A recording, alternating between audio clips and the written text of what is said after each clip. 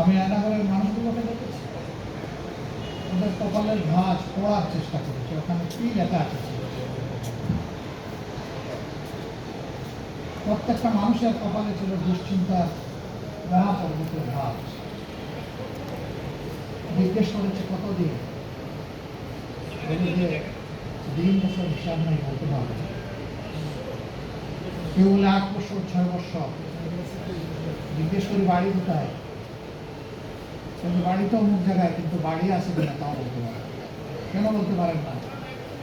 যে আমার কোনো আপনজন বেঁচে আছে কিনা আমি জানি না, এবং আমি বেঁচে আছে কিনা আমার আপনজনের জানি না। দেশটাকে একটা কবরস্থানে পরিণত করা হয়েছিল। তারা বলতো দেশে শান্তি বিরাজমান। আমি প্রায়ই বলতাম, হ্যাঁ, গুরুস্থানের শান্তি বিরাজ। কবরস্থানে কোনো জীবিত মানুষ থাকে না, তাই ওখানে কোনো শব্দ হয় না।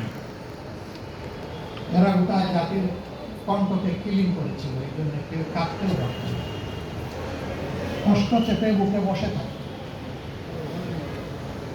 আল্লাহ রাব্বুল আলামিন সেই জগতের পাথর আমাদের মুখের উপর থেকে সরিয়ে দিয়েছেন। আরেকবার আলহামদুলিল্লাহ। প্রিয় সম্মানিত ভাইরা, বাকি জাতিকে আমি দুর্ভাগা বলবো না, বরঞ্চ শাসকদেরকে আমি দুর্বৃত্ত বলবো। জাতি শাসনের ভার যারা